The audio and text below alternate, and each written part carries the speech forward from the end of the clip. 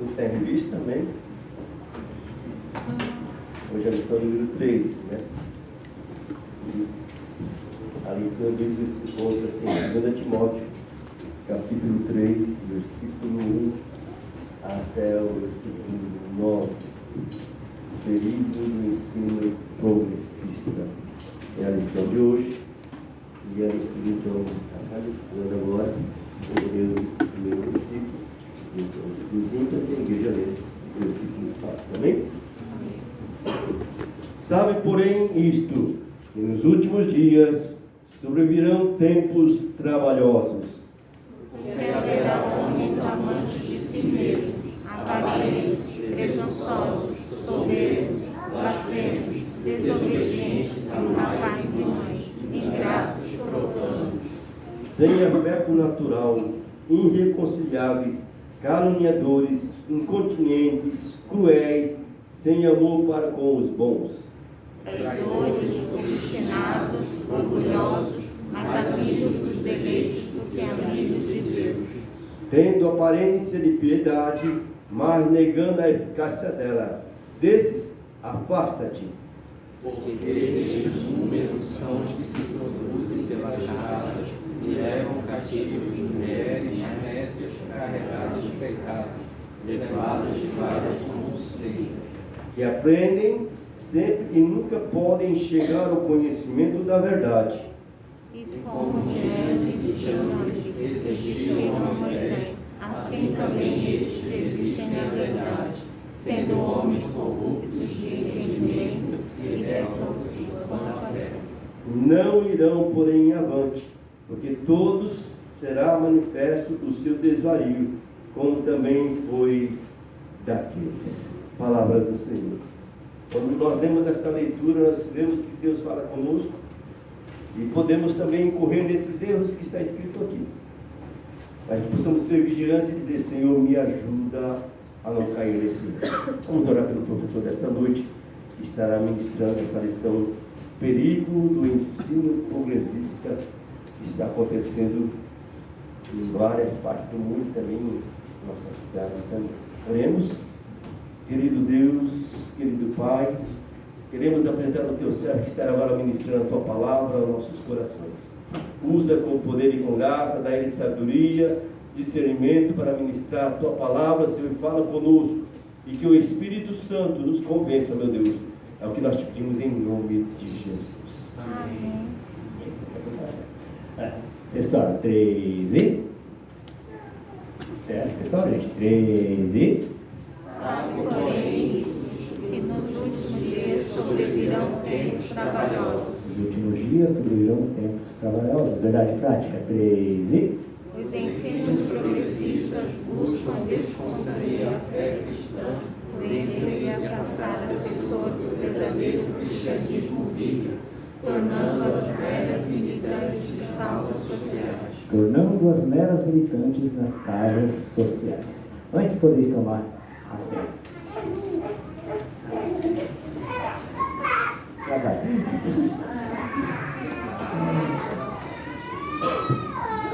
Aí já estou. Vamos beber. Já vai.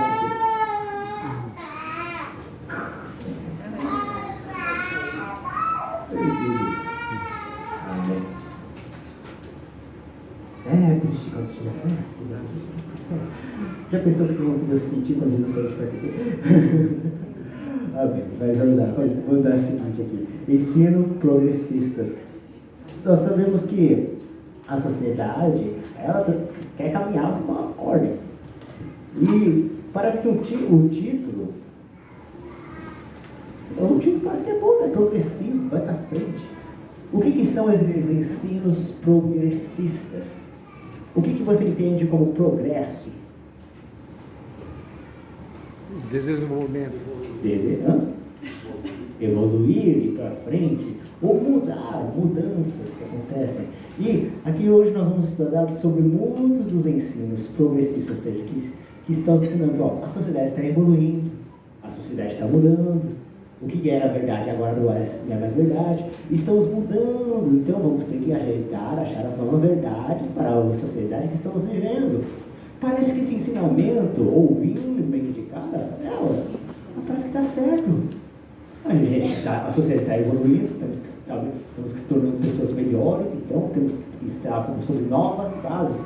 E este que é o maior perigo que tem sido afetado a igreja. Muito que a gente vai ser falado hoje, no decorrer da lição, parte já é o que nós estudamos na primeira e na segunda lição, bom, que causa um pouquinho. Mas a grande diferença seria, então, quais são esses ensinos progressistas e o que a gente vai fazer, então? Se tem esse perigo, se acontece isso, que tem esses novos ensinamentos que estão sendo ensinados, estão sendo colocados na nossa cultura, como vamos fazer para reagir, para não cairmos nesse erro, para não sermos enganados e acabarmos entrando no meio dessa teologia? A gente sabe que há muitos que se convertem, mas também há muitos que se afastam, deixam de congregar, deixam de participar, deixam de ser crentes por algum motivo ou outro. Cheguei a achar uma pesquisa que fala que a maioria, quando entra na faculdade, cerca de 70% dos jovens, isso no Brasil, né, cristãos, deixam a fé cristã. Se 10 entra, 7 faz. Se 2 são cristãos entram na faculdade, um se desvia, outro se desvia na metade. Que é agora que por que acontece isso? Porque o que tem sido ensinado, o que tem sido propagado, tanto na cultura, na mídia, na escola, sim, vem para afetar. Hoje na introdução nos diz assim: nessa lição veremos alguns perigos do ensino progressista à fé cristã. Ensino progressista à fé cristã bíblica fazem parte do arcabouço progressista, literalismo teológico, ateísmo aberto, teologia da libertação, teologia feminista, teologia negra, teologia queer. O propósito básico é desenvolver movimentos teológicos e desconstruir a moral cristã. Para tirar aquilo que a Bíblia fala que é o certo, para tirar aquilo que é real, aquilo que Deus quer que nós façamos, Ele quer tirar isso e quer movimentar a partir de dentro da igreja, mudando as teologias que estão conflitando. No começo da introdução dessa lição, ele dá a ideia. Enquanto se você já viu bem na pandemia, aquela advogada que viralizou na internet falando que queria ensinar as crianças da escola dominical os ensinamentos de esquerda, alguma coisa assim. Vocês chegaram a ver? Não viu? Achei. E viralizou, tipo, que a gente pensa que não é real. Nossa, já chegou a falar sobre isso aqui uma vez, que é realmente uma coisa que eles estão com propósito. Vamos se educar aos cristãos, vamos se educar as crianças da escola, da igreja, para que elas cresçam e achem que é aquilo, tipo, Deus não é o absoluto, que não é essa verdade absoluta. Nunca chegaram a ver? Tipo assim, esse daqui. E outro dia encontrei uma amiga minha que era da igreja, né? É uma advogada que foi cristã, que era cristã, e ela frequentou mais depois, ela se desviou, e agora ela está querendo infiltrar nas igrejas, dar aula para as crianças da escola dominical, para enganar elas. Vocês nunca ouviram essa? Mas eles não vão querer escutar. Eu falei, quem disse que a gente vai falar para eles? A gente vai para a escola dominical. O que mais a igreja quer, sabe o quê? É pegar uma irmãzinha, um irmão, para botar para tomar conta das crianças. Existem lá, enquanto eles estão no culto, uma sala de aula cheia de crianças. Aí tu vai pegar a Bíblia mesmo. A Bíblia. Você vai começar a falar de Jesus. Jesus era esse aqui, ó. Ele amava os pobres. Jesus disse aqui, ó, que o rico não entraria no reino dos céus. E a gente vai começar a falar de Jesus. Mas ele vai chegar em casa e vai falar, pai, a professora, aonde está escrito? Ele vai falar aqui, pai, está escrito aqui, Jesus falou. Mas para isso tem que ter estratégia. Nenhum dos revolucionários que a gente tem. Ok, é um vídeo que eu acho que chegou a viralizar, chegou a virar moda lá no Brasil, que a gente fala, caramba, eles querem realmente fazer isso? E querem enganar os cristãos assim, dessa forma? Eles querem. Está acontecendo. Muito tem infiltrado nas igrejas, tem enganado, tem colocado esses ensinamentos. A gente, às vezes, vive... a gente está estudando, é um mundo perigoso, mas é umas igrejas específicas, é um locais específicos, e não é uma coisa assim que acontece de propósito, não, é propositalmente. E o que essas lições vêm a nos alertar fique alerta. O inimigo ele está sempre de redor, que essa moça falou aqui, é que eles estão usando de estratégias para poder enganar. Se é difícil enganar, então agora os que já sabem, os pais, então vamos começar com as crianças, que eles vão estar aprendendo. E usa a palavra para falar o que querem. Hoje nós vamos ver, falar um pouquinho sobre a interpretação também. Que você pega um texto aqui, pega um texto acolado, pega um texto ali, e fala, nossa, é verdade, a Bíblia está escrito isso. Então eles estão certos. Está na Bíblia mesmo, então esse ensinamento é real. E acabam muitos sendo enganados por esses ensinos progressistas. Porque a gente fala, como que é possível pessoas que são na igreja, pessoas que são crentes, pessoas que estão lendo a Bíblia, estão escutando as pregações, serem enganadas? Que eles usam de boa artimanha. Ele usa de boas palavras persuasivas, vamos dizer assim, que convence a dar de suas ideias. E hoje vamos estar ver sobre as características dessas teologias progressistas e o que acontece. Vamos lá, ponto 1.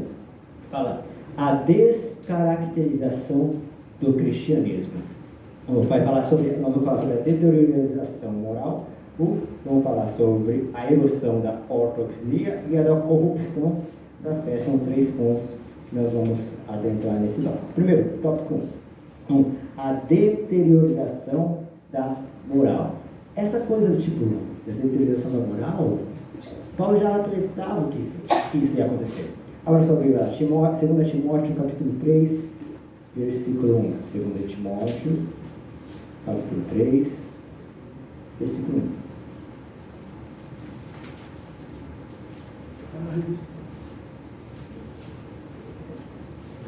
Amém?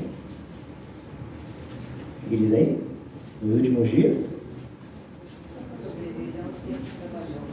Sobrevirão tempos trabalhosos. O que é isso que Paulo quer dizer? Tempos trabalhosos. Se você viu o decorrer desse versículo, dê uma lida no segundo versículo 2, versículo 3. Porque haverá homens amantes de si mesmos, avarentos, presunçosos, soberbos, blasfemos, desobedientes a pais e mães, ingratos e profanos, sem afeto natural, irreconciliáveis, caluniadores, incontinentes, cruéis, sem amor para com os bons.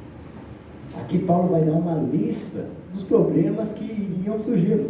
E isso lá no começo, nas primeiras igrejas, vai acontecer isso. Ele já vai nos alertando. Vai virar tempos trabalhosos, onde as pessoas vão estar deixando de pensar nos outros, vão ser egoístas. A primeira coisa que ele fala, na minha Bíblia fala, tempos terríveis, homens serão egoístas, avarentos, presunçosos. Você começa a pensar só no seu bem-estar. Como que eu vou fazer para eu me dar bem, para eu me sentir bem, para eu viver bem? Começa a trazer eu no centro, é o que nós voltamos a falar. Isso começa uma deteriorização, aumento da maldade, porque você não pensa nos outros, você começa a se apostatar da fé, deixar a sua fé em Cristo, vai aderir a teologias, a ensinamentos que vai ser de acordo com o seu agrado. Que se você quiser, hoje você encontra a teologia que fala que você pode transar nos casamentos, que fala que você pode divorciar quando Deus quiser, que fala que você pode viver a sua vida de pecado, que Deus não se importa com ela. Se você estiver caçando, vai ter gente para falar o que você quer ouvir. E é a sociedade que nós vivemos. Homens avarentos, homens que pensam em si mesmo. E assim vai propagando. E por isso que existem tantos mestres que falam essas coisas. Porque tem gente que quer ouvir. Nós pensamos, o ser humano, ele sempre está quer o seu bem-estar, amantes de si mesmos, amantes do dinheiro, arrogantes. Paulo está descrevendo uma sociedade que está completamente desorientada, que perdeu o senso de valores morais. As pessoas estarão preocupadas apenas com si, apenas com seu próprio interesse. E não é o que tem acontecido. O que mais quer? E o que eu vou ganhar com isso? O quanto que isso vai, como que isso vai me trazer prazer? Aonde que está o lugar que eu vou mais me sentir melhor? Ao que o ser humano procura, o seu bem-estar.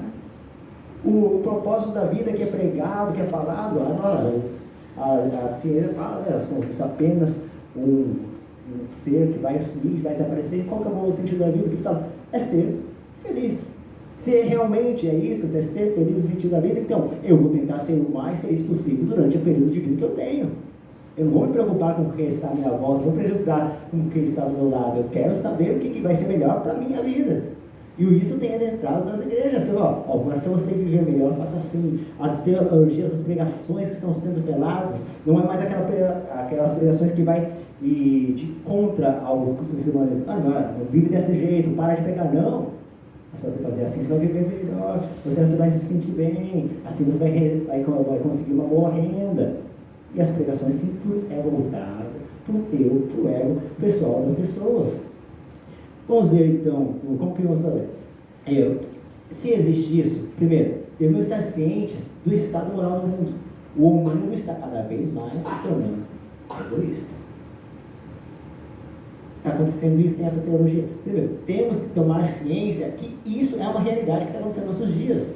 Que as pessoas à nossa volta, que as igrejas, muitas vezes as pregações têm sido voltadas para isso. Voltar somente para o ego. E o que eu vou fazer então? Eu vou buscar então o que realmente a palavra de Deus diz. Qual que são os ensinamentos realmente que ela vai trazer para a minha vida? Não ficar somente atrás de boas informações, boas notícias, boas maneiras de viver a vida, mas realmente saber o que Deus quer para a minha vida. Que Deus sim tem muitas bênçãos para nos dar, Deus tem muitas coisas para nos oferecer, mas Ele também tem as suas regulamentações. Eu quero que você viva desta maneira. Eu quero que você propague o meu nome. Eu quero que você não viva mais para si, mas você entregue a sua vida a mim. Deixe eu dominar a sua vida. Essa é o que realmente a palavra fala, a transformação que deve haver dentro de nós.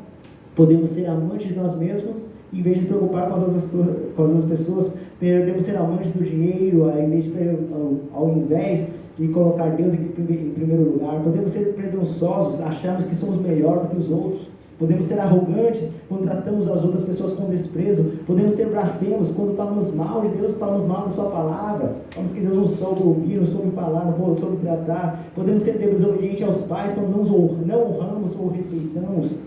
Aqui a lista que Paulo nos deu é uma lista que serve para todas as épocas, que são coisas que acontecem na nossa vida. Podemos ser mais amantes dos nossos prazeres do que amantes de Deus. A palavra fala quando coloca o seu prazer na lei do Senhor. Onde nós temos colocado o nosso prazer, onde que nós estamos, que nos alegramos. É lógico, você se alegra com a sua família, você se alegra quando você come uma boa comida, você se alegra quando você vai passear, mas o que Deus quer é que você se alegre quando você está na sua presença, você alegre estar adorando a Ele, lendo a sua palavra. Eu amo cumprir a sua palavra, eu amo cumprir a sua lei, eu me alegro quando estou pregando o Evangelho, quando estou falando de Jesus para as outras pessoas. Aí que tem que estar a minha alegria. Na alegria do Senhor que é a nossa força, ela que nos fortalece a nossa fé. Onde nós temos colocado o nosso prazer? Aonde você passa mais tempo, você sente essa alegria? É uma coisa que tem, você tem que falar comigo, onde que eu me sinto feliz? Qual é o momento da minha vida, do meu dia, que eu me sinto prazer? Eu dei vários outros exemplos. Você se alegra com a sua família, se alegra com ele, se alegra com todas as outras coisas. Mas que você possa ter um tempo também que você se alegra na presença do Senhor. Aquele momento que você está orando, aquele momento que você está lendo a palavra, aquele momento que você está louvando, você sente a presença, você possa sentir a alegria de estar na tua presença. Eu amo estar em tua presença. O que Deus pede de nós não é somente que você venha uma vez por semana, estude a Bíblia, mas você sinta a alegria de estar com Ele. Qual é o pai que não se alegra quando o filho está com Ele e se alegra com a sua presença? Às vezes você vai até, você vai sair, mas você sai meio emburrado, não é tão legal. Mas quando a criança gosta de sair com o pai, gosta de estar lá no parquinho, então, aquele momento junto que você vê que ela está feliz, está junto com você, é um momento que alegra o coração. Como nós estamos perante o Senhor. Jesus, quando saiu da água, depois de ser batizado, Deus falou para ele: este é o filho amado em quem o meu comprazo. Eu sinto alegria nele. Eu sinto alegria nas atitudes dele. Eu sinto alegria por causa que ele está sempre em comunhão comigo. Nós sabemos que o Senhor passava tempo orando, passava tempo jejuando, passava tempo conversando com Deus. Foi só para que ele fazer isso? É um passatempo? É por causa que se ele não orasse não teria poder? É por causa que ele mostrar o exemplo que nós devemos orar? Não. Porque ele gostava de estar lá. Ele gostava de ter comunhão com o Pai. Tanto que o que mais chocou, o que mais afetou o seu coração, foi no momento da cruz, quando ele falou, e Deus teve que tampar o seu rosto por causa do pecado que estava sobre ele. Deus meu, porque desamparaste, maior que a dor das chicotadas, maior que a dor dos espinhos, maior que toda a dor que ele pôde sofrer, foi aquela dor de sentir que Deus estava distante dele. E o que tem afetado a nossa sociedade é isso, não se preocupa com Deus não, se preocupa com o que vai acontecer, com a vontade dele não, se preocupa com você. Se preocupa como você está se sentindo, se preocupa com como você vai ganhar a sua vida, se preocupa como que a sua família vai estar, como você vai estar. São coisas importantes? São sim. Mas o que Deus quer mais é que não seja isso o meu ego, a minha vontade, mas eu queira fazer a vontade de Deus, eu queira estar entregando a minha vida a Ele, ter a alegria de cumprir a sua vontade. Ponto 2, a erosão da ortodoxia. Primeiro estamos falando sobre a moral. O pessoal faz o que bem entende, já que sim, o que importa é a minha alegria, a felicidade. Não importa se eu vou pecar aqui, eu vou pegar esse pecado agora, por causa que o mais importante é isso. Deus só quer que eu vou na igreja de vez em quando. O resto não importa, ele vai deixando. E depois, o segundo ponto, é a erosão da ortodoxia. O ensino progressista representa um ataque teológico à ortodoxia bíblica. Suas teses reduzem o texto bíblico a mero registro de experiências religiosas. O fundamento da fé é questionado, a autoridade da Bíblia é rejeitada e as verdades negligenciadas, já que são ensinos progressistas. O que está escrito aí é uma coisa que aconteceu no passado, é uma coisa que ficou para lá, e agora a gente tem que atualizar essa verdade, agora a gente tem que atualizar a maneira que a gente lê. Esse conteúdo que era doutrinário, que a Bíblia fala, não peca, vive uma vida santa, só faça sexo depois do casamento. As teorias, as doutrinas, que era central, que era fundamental, não tinha como negar, agora fala, não, isso aqui é por causa daquela época. Agora estamos vivendo um progresso, estamos tendo uma sociedade que está evoluindo, e daí vai ficar para trás. Essas verdades a gente tem que reler a Bíblia, vamos readaptar, vamos fazer uma nova Bíblia. E é isso que tem surgido. O pastor já falou isso algumas vezes, que estão tentando fazer uma nova Bíblia, estão tentando tirar aqueles textos que atacam, aqueles textos que incomodam as pessoas, para que tenha um evangelho que paz é amor, aceita todo mundo, venha como está, Deus te ama, o evangelho do amor. Você vê que isso é bem? Eu vou tratar de você, Deus é amor? Deus é. Mas Deus também é justiça. Deus ama a todos, Deus achega a todos. Mas a pessoa não fica como está. A mensagem de Cristo, ele vinha, as pessoas vinham, eram curadas, ele falava, vai e não peques mais. O que a pessoa está pensando agora? Deus ama todo mundo. Então isso daqui não é mais pecado não. Isso daqui já era pecado lá atrás, agora já deixou de ser.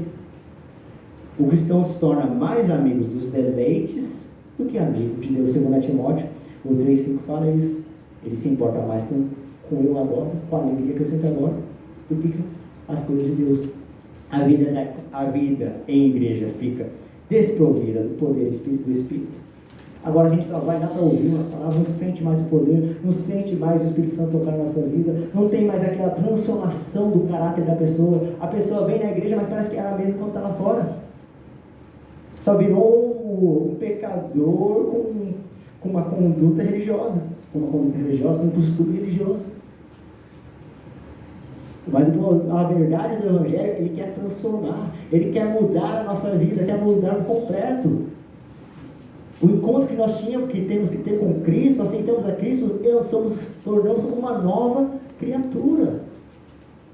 Quantos testemunhos nós já ouvimos falar, nossa, você está diferente, eu não reconheço você mais, e o que isso mudou? E a palavra, Cristo veio na minha vida.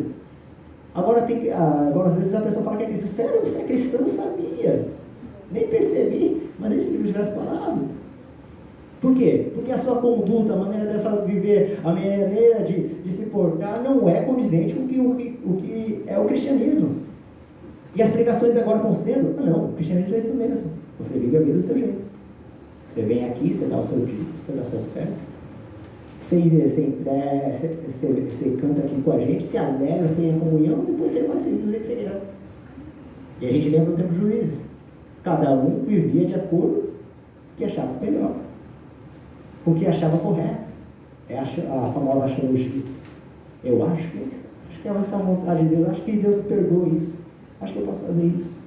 E as verdades que eram doutrinárias, que eram centrais, essa palavra, né, erosão. Erosão vou saber explicar. Erosão é quando uma coisa vai se Correndo. Correndo, né? Uma pedra assim, vai batendo água, a pedra vai dissolvendo assim, o livro deixado no tempo vai se desmoronando. A teologia, a doutrina que era fixa. Isso é verdade. O homem casou, tem que permanecer casado até o final. Não pode ir para campo com a namorada antes do casamento. Mas coisas que eram firmes, certas, corretas, parece que a palavra não está sendo mais. Parece que pode fazer isso. Parece que a teologia essa doutrina vai desmoronando. A erosão da ortodoxia da doutrina de Cristo. O que eu posso fazer então? O que eu vou fazer então? Trabalho nosso. A Bíblia fala que, 2 Timóteo 3,16 fala, toda a Escritura é inspirada por Deus, é útil para o ensino, para a repreensão e para a correção e educação na justiça. O que eles falam? Não, a Bíblia, passado.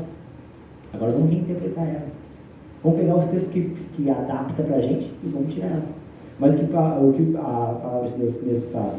Toda Escritura. E eles também vai falar, você não pode tirar um tio, nem acrescentar um ponto. Agora é o contrário. Isso. Você não muda nada. A palavra de Deus é a mesma ontem, hoje e será eternamente. As verdades de Deus, as verdades contidas nas Escrituras, ela é real mesmo antes da criação, até depois quando nós fomos arrebatados. Essa não vai ser mudada por causa que o tempo mudou, porque a geração que nós vivemos mudou, por causa que a cultura mudou. O que eles tentam ensinar, o que nós estamos vivendo é uma nova realidade, é uma nova cultura. Esses ensinamentos valiam para lá, agora para nós temos que reavaliar. E por isso que vai sendo adentrado nas igrejas e vai sendo enganado. É a Bíblia em uso. O que eu posso fazer então? Eu vou pegar toda a Bíblia, todas as Escrituras. Como que eu posso fazer para não ser enganado? A gente tem estudado teologia, tem estudado aqui a serviço da escola dominical, para quê? Para saber o que a Bíblia diz como um todo. Você não vai pegar só aqueles textos que te apraz, não é a caixinha de promessa, que só pega só aqueles textos bonitos, só aqueles textos que fazem a sentir alegres. Mas então eu vou saber o que Deus quer. Qual que é a vontade dele? Eu vou me mergulhar nas Escrituras, vou mergulhar nos estudos, para saber qual que é a vontade para mim, a vontade dele para mim. A palavra de Deus é útil para ensinar, para repreender. As pregações que às vezes vem, que é aquela pregação de repreensão. A igreja não pode ter somente palavras de aconchegar o ego, Deus te salve, conforto. A palavra, porque está escrito, é para ensinar, para repreender, para corrigir, para educar, te ensinar a maneira de você agir. Não é uma pregação para você se sentir bem. Tem muitas pregações que você vai ouvir, que é gostoso de ouvir. Deus me ama, eu vou vencer, eu vou me dar bem na vida. Tem boas pregações que não é errado, porque a palavra de Deus serve para isso também. Mas não pode ser, era para repreender, corrigir, educar na justiça e tornar o homem mais perto de Deus, mais perfeito com Deus. A palavra de Deus para nós é: ande na minha presença e ser perfeito. O que Deus quer de nós é nada mais, nada menos que a perfeição, nada menos que a santidade. Não uma vida que eu corro para a igreja somente para me sentir bem, para falar, bom, fiz a minha parte, eu tô kit com Deus. Eu pequei durante a semana, fiz coisa errada durante a semana, mas fui na igreja no final de semana, então, pronto, me senti melhor, estou pronto para pecar de novo. Aconteceu isso na igreja antigamente, na catolicismo também, né? A pessoa lá e te pagava recompensa, que era, esqueci o nome, recompensa. Você pagava lá para você 600 pesos. Indulgência. Você vai lá, você paga a quantia tal e você está livre de tantos pecados. Você vai na igreja, você canta os louvores e agora você está se sentindo mais leve. O que Deus quer é uma mudança, é uma transformação. As palavras dele continuam sendo real. As palavras dele não mudam. E vai continuar sendo assim. E a Bíblia é presente de Deus para nós. Ela é a fonte de sabedoria, orientação, conforto. Ao ler e estudar a Bíblia, podemos crescer no nosso relacionamento com Deus e nos tornar mais semelhante a Ele. Vamos estar passando mais tempo na leitura da palavra de Deus, nos estudos da palavra de Deus. Terceiro, a corrupção da fé. Como o caráter humano maculado, a corrosão da ortodoxia promovido pelo progresso do ensino, o cristianismo da fé bíblica são descaracterizados. O processo de declínio ou perda da crença, práticas religiosas tradicionais, isso pode ser causado por vários fatores. Ou seja, a cultura que nós tínhamos, ler a Bíblia todo dia, orar todo dia, ter um momento de meditação, ter os cultos familiares, falar sobre Deus na casa, sobre Jesus na minha família, vai sendo corrompido. Por que isso acontece? Ele dá aqui alguns fatores que causam isso. A cultura mudou, a gente está vivendo uma outra época, cada um tem o seu tempo, cada um tem o seu celular, tem o seu smartphone, cada um separa, e essas culturas, essas coisas vai mudando a maneira que a gente vive. Há influências seculares, há influências da mídia, a educação, que vai contra as crenças, fala, você não pode ter uma verdade única. Agora tudo é relativo. O que é verdade para você não pode ser verdade para o outro. Você tem que aceitar que tem uma verdade que é dele e você tem que ficar com a sua verdade. E não força a sua verdade para ele, não.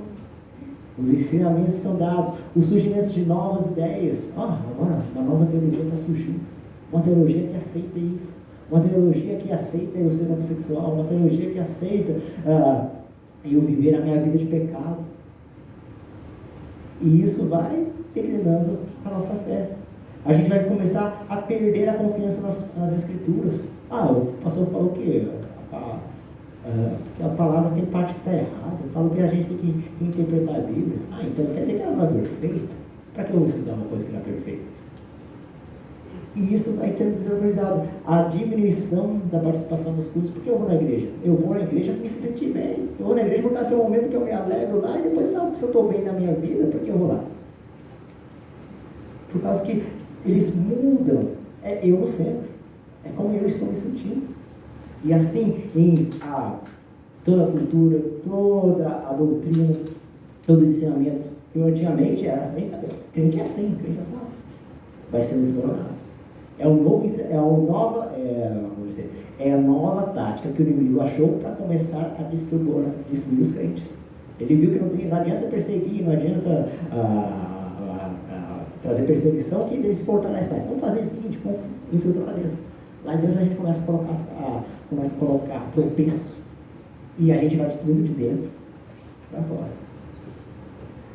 Segundo Timóteo 3, o 2 até o 8, nós lemos, né? Os hereges cativam as pessoas por meio da sedução e do engano. Eles acreditam que os prazeres do corpo não podem contaminar a alma. Os pecados morais, a libertinagem, o abuso do corpo são tolerados, tais como a prostituição, ideologia de gêneros, drogas, abortos, relativismo moral, etc. A rebeldia, a ausência da genuína conversão impede de alcançar o conhecimento da verdade. As pessoas estão convencidas que estão salvas.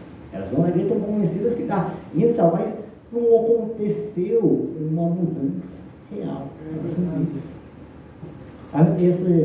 O segundo louvor que nós cantamos é um que, quando a primeira vez que eu tocou, falou com você. Antes eu te conhecia de ouvir falar, é uma palavra que Jó falou para Deus.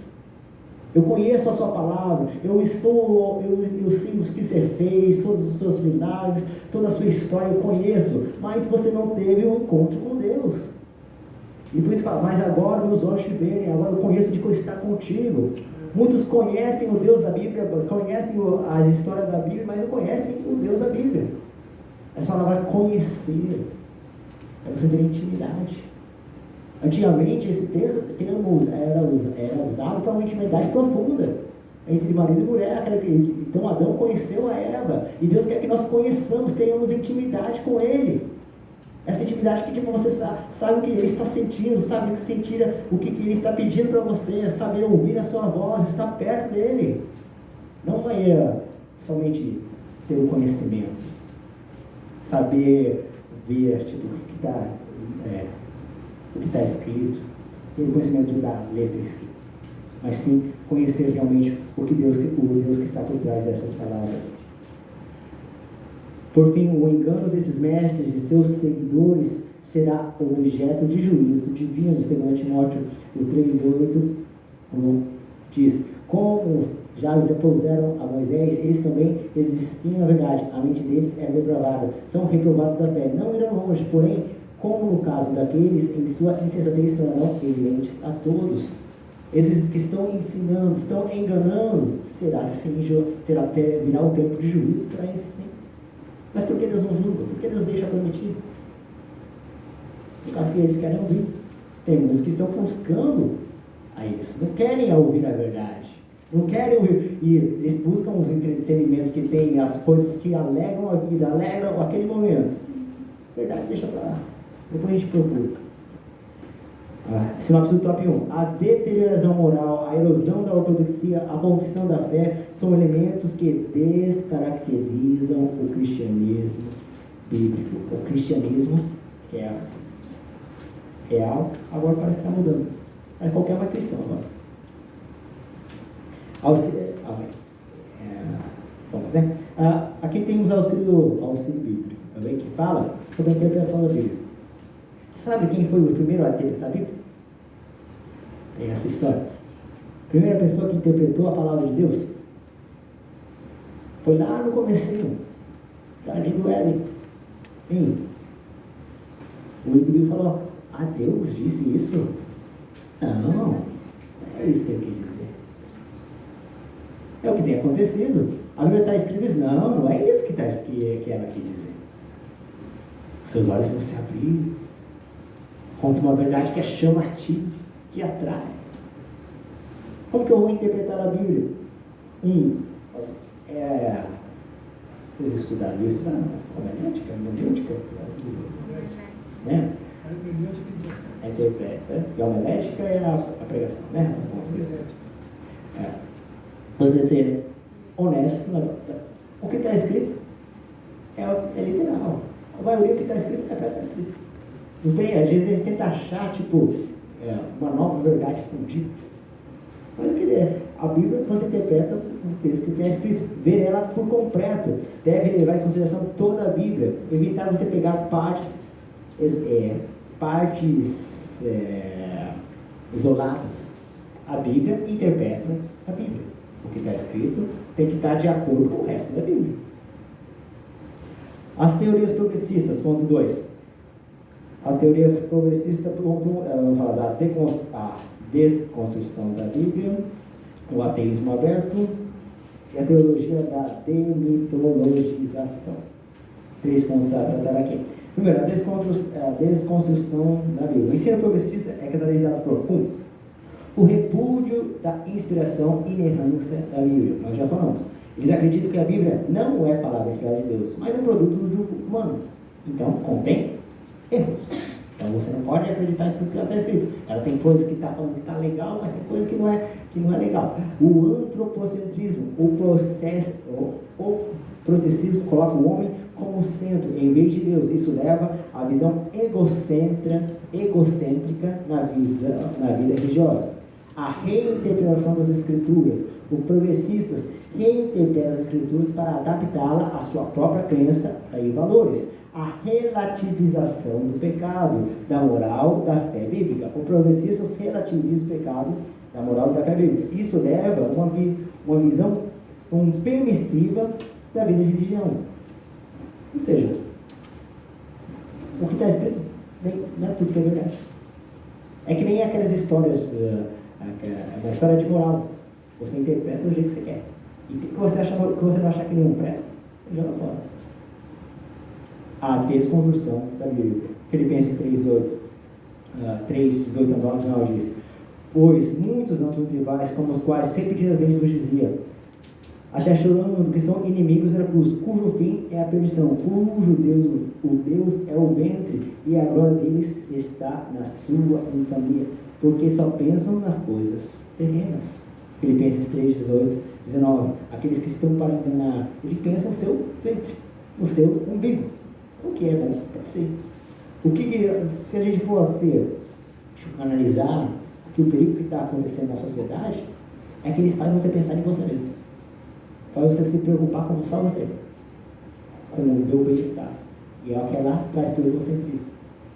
E isso que traz relativiza o pecado, deixa de congregar, todas as coisas vai em torno disso. Teísmo aberto, ponto 2. O teísmo aberto é uma corrente teológica que surgiu no século XX como um desdobramento do liberalismo teológico. O teísmo aberto é caracterizado pela rejeição da presciência de Deus, a limitação do controle de Deus sobre o universo, a ênfase nas decisões humanas. O que é isso? O teísmo aberto. Existe Deus criou o mundo. Mas sabe o que aconteceu? Ele não esperava que o inimigo ia estar lá. E aconteceu que ele teve que reescrever a história, teve que mudar a história, então teve que mudar Jesus. Deus é Deus, mas Ele é todo poderoso. Essa é a verdade ensinada por Deus, Roberto. Deus não sabe de tudo. Ele não sabe o que vai acontecer, não vai acontecer. Ele não sabe o que vai acontecer por vir. Ele não tem o controle de todas as coisas. Eles diminuem um Deus, um personagem mitológico. Deus está lá sim, mas não é tão poderoso assim não. Então, para que você vou estar orando? Para que eu vou estar entregando a minha vida a Ele, se Ele não tem controle de tudo? E assim vai trazendo o engano. Agora, o importante é o que você vai decidir. É a sua conduta que é mais importante, não é a vontade dele. O teísmo aberto pode se manifestar na vida das pessoas. A pessoa pode acreditar que Deus não sabe o futuro em detalhes. A pessoa pode acreditar que Deus não exerce controle absoluto sobre o universo. É importante estar ciente do risco do teísmo aberto e tomar medidas para combatê-lo. Como que eu vou combater? Então, esse ensinamento que vai falar que Deus não sabe de todas as coisas, que vai falar que ele não tem controle de tudo. Isaías 46, versículo 10. Abre lá se você puder. Isaías capítulo 46, versículo 10. Que fala que desde quando ele anunciou que as coisas iriam acontecer. E outro abre da Salmo 103, versículo 19. Salmo 103, versículo 19. Primeiro, Isaías 46, 10 diz: desde quando Deus estabeleceu que as coisas aconteceriam? Desde a antiguidade, antes uma frase que é famosa, até que fala que antes de Deus falar haja luz, que foi a primeira palavra que foi falada no começo do universo, ele já tinha falado haja cruz. Antes mesmo de fazer o ser humano, ele já sabia que ele ia enviar seu filho. Deus é onisciente, ele é onipresente, ele é potente. O Deus que nós servimos, ele tem que ter essas características. Ele é um Deus todo poderoso. E o que eles tentam falar? Não é tudo isso não. Mas a Bíblia fala que desde a antiguidade, ele anunciou essas coisas que aí deveria acontecer. Salmo 103, e os versículos 19, fala que onde ele estabeleceu o seu trono? Nos céus, e o domínio dele vai até onde? Sobre todo o universo. Sobre todo o tempo, o espaço. Tudo que nós pensamos, ele está do controle de todas as coisas. A Bíblia afirma que a providência divina está sempre trabalhando para os bens que o amam. Romanos 8, 28. Sabemos que todas as coisas cooperam, contribuem para o bem daqueles que amam a Deus. Você ama a Deus, por que então essas coisas estão acontecendo? Por que você está sofrendo? Por que acontecem essas coisas? Acho que teu Deus não é tão poderoso, não. Ela começa você a pensar na sua vida mesmo. Não adianta você entregar a sua vida a Ele. Os ensinamentos que são dados, muitas vezes vai engana até os que são. Fala que por multiplicar a iniquidade, o amor de muitos esfriariam. Fala que, se possível, eles estariam enganando até os escolhidos. Porque o inimigo é astuto, ele é esperto, ele sabe usar de palavras persuasivas para nos enganar. A conclusão: o ateísmo aberto é uma heresia que nega as doutrinas bíblicas fundamentais. É importante prestar ciência destes erros que ocorrem na teologia e tomar medidas para combatê-las. Saber que existe essa fonte, saber que existe esses falsos ensinamentos. E ter nós a convicção. Porque muitos na faculdade se desviam. Eu falei, né? 70% dos que vão para a faculdade se desviam. Por causa que não estão preparados. Eles vêm na igreja, cantam e tal, que gostam de estar no ambiente, acham que estão salvos, mas não, vamos dizer assim, não comeram da palavra, não se alimentaram da palavra, não estão prontos para se autoalimentar. E as coisas que é jogada para ele traz partes dos textos, traz parte da cultura e acaba acontecendo. É verdade, eu acho que o cristianismo não é certo, não. E são enganados. Então o que eu vou fazer para você enganado? Eu vou me alimentar de toda a Escritura. Eu vou estar passando tempo no meu devocional com Deus. Eu vou estar buscando a minha experiência com Deus. Conhecer a Deus não somente de ouvir outra pessoa falar, ouvir o pregador falar, ouvir os pais falar, ouvir a professora de escola dominical falar, mas eu vou estar ouvindo o Senhor, de caminhar com Ele, de ter uma experiência com Ele. Quantos de nós tivemos a experiência de sentir o Senhor perto de nós? E quantos de nós temos conseguido passar isso para os nossos filhos, para a próxima geração, ensiná-los a viver uma vida caminhando com Deus? Ensina a criança no caminho que deve andar, não somente é esse caminho que tem que seguir, não. Que eles possam andar com as suas próprias pernas, que eles possam caminhar e ter as suas próprias experiências com Deus. Não aceitar a Cristo, não somente ser batizado por causa que a influência, o convívio que está acontecendo, está com batizado, vou batizar também, está com aceitando Jesus, vou aceitar também. Não, mas que isso seja real. Que essa experiência de conhecer a Cristo pela intimidade seja real. Aí sim teremos uma fé genuína, aquela alegria de estar na presença de Deus, até a alegria de estar orando, aquela alegria de buscar a Ele, de ouvir a Ele falar, a alegria de estar louvando a Ele, sentir que Ele está recebendo o nosso louvor. Não é tão gostoso quando nós louvamos e sentimos que Ele recebe, que Ele está ouvindo o que estamos falando. A mesma coisa na oração, a mesma coisa quando nós estamos lendo, que isso seja real a cada dia. É o último ponto 3, a teologia da demitologização. Aqui traz a Leonardo Buchmann, que acreditava que a Bíblia contém mitos, que nem as histórias do Saci Pererê, a história do Branca de Neve, a história do Chapeuzinho Vermelho. São histórias mitológicas, histórias que estão lá para trazerem algum ensinamento moral, algum estudo, alguma coisa que você quer passar para a criança. Que aí a Bíblia é a mesma coisa, são histórias inventadas. Porque esse último, o que ele falava? E a Bíblia, que está lá? Céu e inferno? Não existe céu e inferno, não.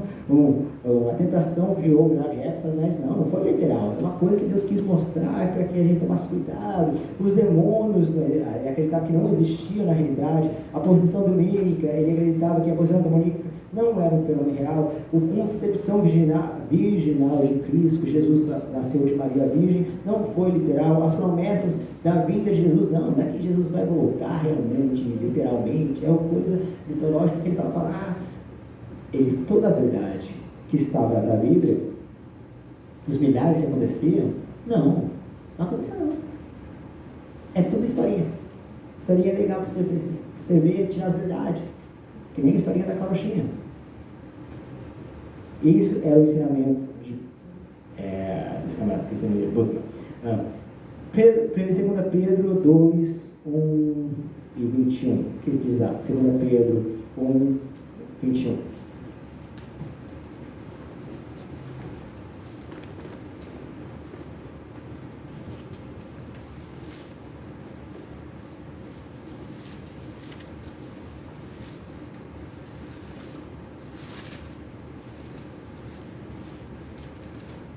Porque nunca, jamais qualquer profecia foi dada por vontade humana.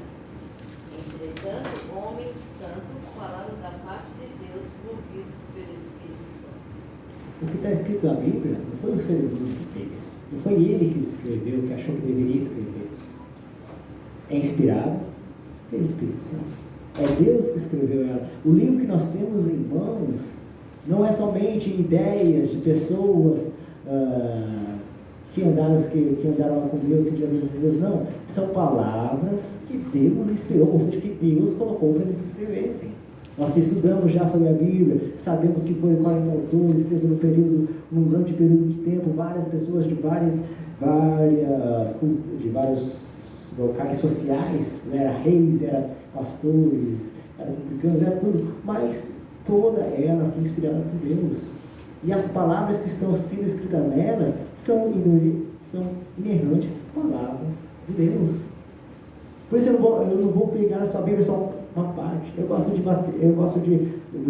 evangelhos, vou ler só os evangelhos. Eu gosto de salmos, vou ler só os salmos. Eu gosto só de pegar as partes que me agradam, não. A mensagem que a gente traz aqui, vamos aprender a ler ela inteira. Vamos aprender a nos alimentar da palavra dela inteira. Quantos de nós já lemos ela? Já alimentamos ela? Isso a gente faz através dos estudos que temos aqui no sábado, fazemos através do ETAD que nós estudamos livro por livro, estudos sistemáticos, mas não somente pontos isolados, mas que possamos nos alimentar de toda a palavra para não sermos enganados. Nós sabemos qual que é a vontade de Deus para nós. Além desses que nós estudamos, fala que não é só historinha, que Deus é um Deus pequeno, não é todo poderoso. Temos muitas outras teologias que está crescendo. Falamos, do liberalismo teológico, teísmo aberto, a teologia da libertação, a teologia feminista, a teologia negra, a teologia queer e muitos outros mais. Por que ela aparece tanto assim? Porque eles se preocupam, não o que realmente a palavra quer dizer, o que eu quero que ela diga. Se ela me falar, vai ser, eu vou me sentir melhor. Eles estão tentando desconstruir todo o patriarcado. A cultura, a família, o homem, a cabeça, a mulher ser submissa, estar sob os cuidados dos filhos. Essa ideia que Deus estabeleceu, eles tentam desconstruir. Cara, tira cada um para fora, cada um se pensa nas pessoas mesmo, fala. Esquece seu papel e desconstrói as verdades que estão nas Escrituras, refutando o ensino progressista.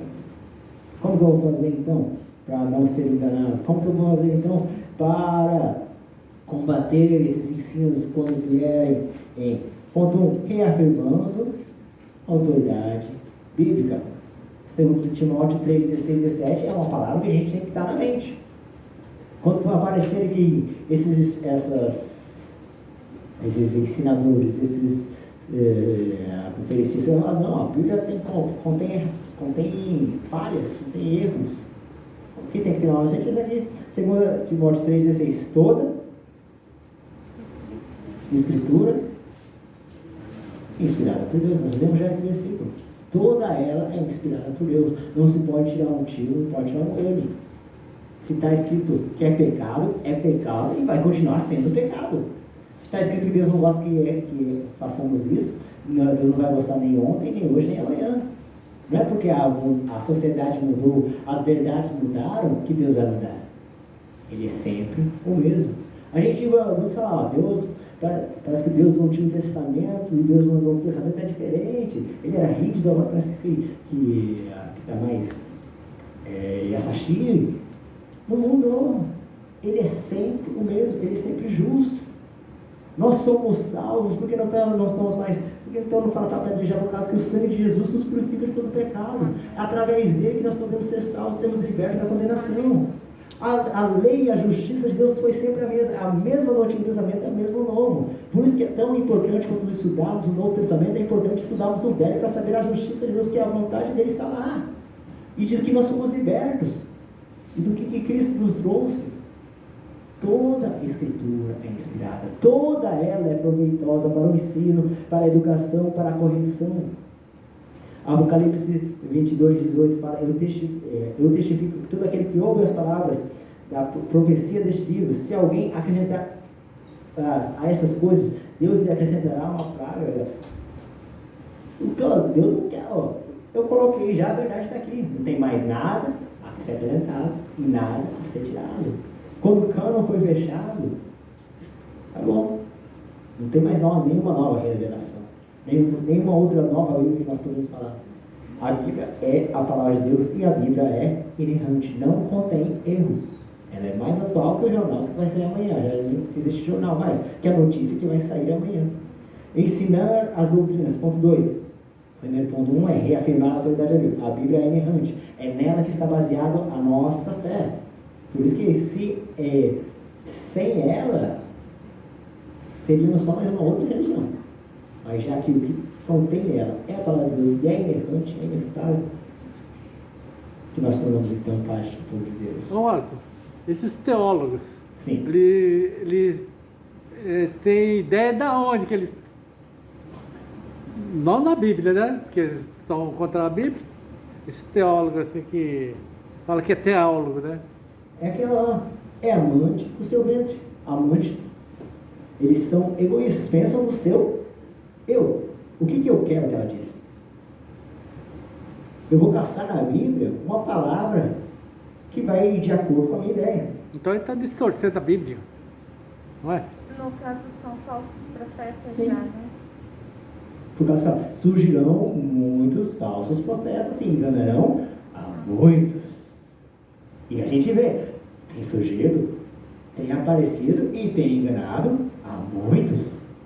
O que é uma teologia que é agradável. Se você for na igreja deles, beleza, você pode pecar o que você quiser. Você pode viver a vida que você quer viver.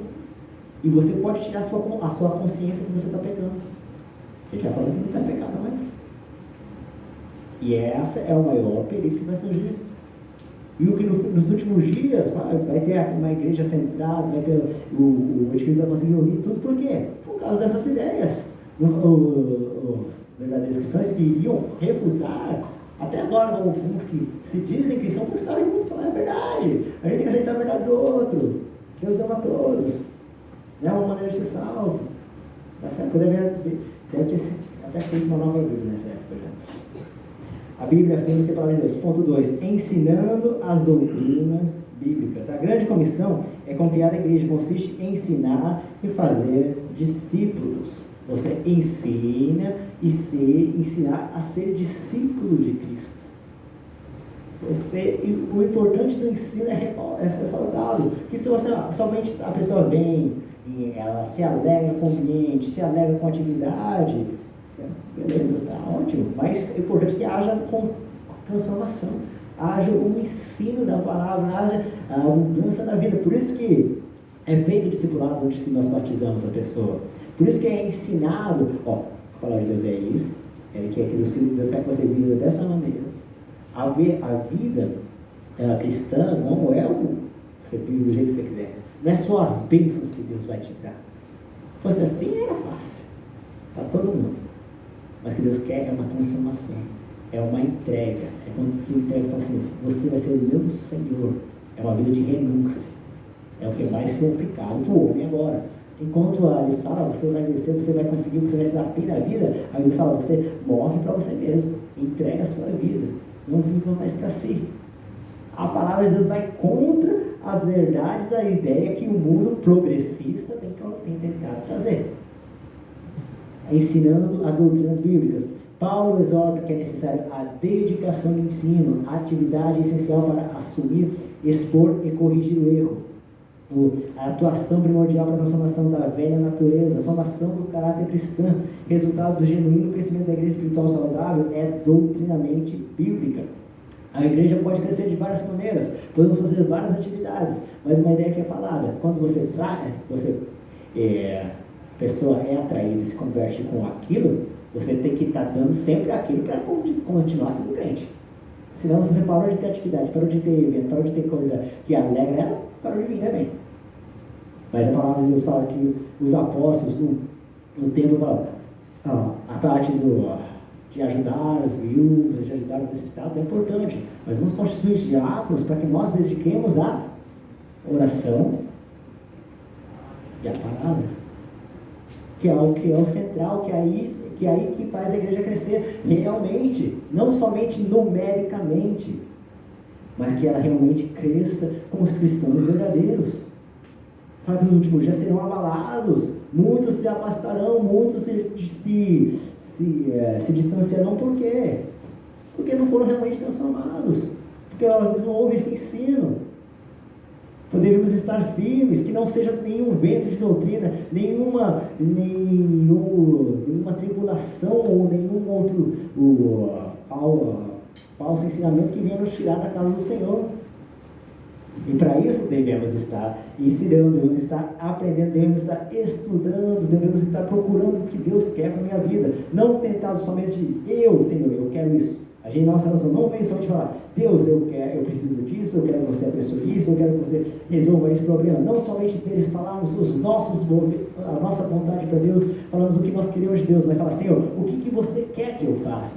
Qual que é a sua vontade para a minha vida? A oração não é somente aquela mandada, a carta de pedidos que você vai entregar lá na prefeitura, que você vai entregar num órgão governamental para receber os benefícios. A oração é a conversa que você tem com o Criador, com aquele que te ama, que deu a sua vida para salvar. Você, sim, Deus quer que você seja sincero, falar todas as suas necessidades, mas Ele também quer que você ouça Ele falar. Ele quer que você ouça o que Ele tem para te dizer, ouça o que Ele quer que você faça. Nós entregamos a nossa vida a Jesus, Senhor, seja o meu Senhor, meu Salvador. Mas quando a gente age como nós fomos o Senhor e Ele fosse o serviçal, aquele que vai suprir todas as nossas necessidades. Não, mas Deus não supre todas as necessidades? Supre, está escrito. Buscai, mas buscai em primeiro lugar Deus, a sua justiça. As demais coisas serão acrescentadas, que é o resto. Não é o primordial, não é o centro que nós vamos buscar. É os efeitos colaterais que a gente vai ter de estar vivendo a vida com Deus. Ensinando as doutrinas. E ponto 3, enfatizando a santificação. O verbo santificar significa separar, purificar, consagrar. O adjetivo santo, deste modo, a santificação é operação do Espírito Santo em manter o crente separado do pecado e consagrado a Deus, estar tendo uma vida consagrada a Deus. Efésios 1:13 fala que é uma continuação de uma obra iniciada, a regeneração. Nós entregamos a nossa vida ao Senhor, mas não é só nesse momento.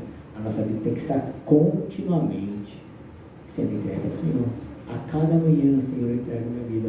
Obrigado por mais um dia. Por isso que é importante você ter o seu devocional de manhã. Por isso que é importante você ter o seu momento a sós com Deus. É pregado, é falado, é ensinado. Quando nós aprendemos a ter isso, aprendemos a passar tempo com Deus, aprendemos a passar tempo no secreto com Ele, aí sim nós vamos estar sentindo Sua presença, aí sim vamos estar sendo cheios do Espírito Santo, aí sim vamos estar vendo o mover de Cristo em nossas vidas.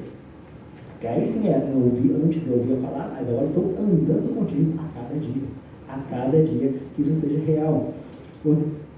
Esse texto aqui tem a repartir 3 aspectos. 1, a obediência à palavra de Deus. A santificação é um processo de crescimento em obediência à palavra de Deus. Por isso, o crente deve buscar e conhecer e praticar a vontade de Deus revelada na Bíblia. O abandono das concupiscências. A santificação também envolve o abandono das concupiscências da carne. O crente deve estar mortificando seu desejo pecaminoso e viver de acordo com a vontade de Deus. A vontade de pecar que age dentro de nós. A vontade de andar por mais fácil. A mentira, a desonra,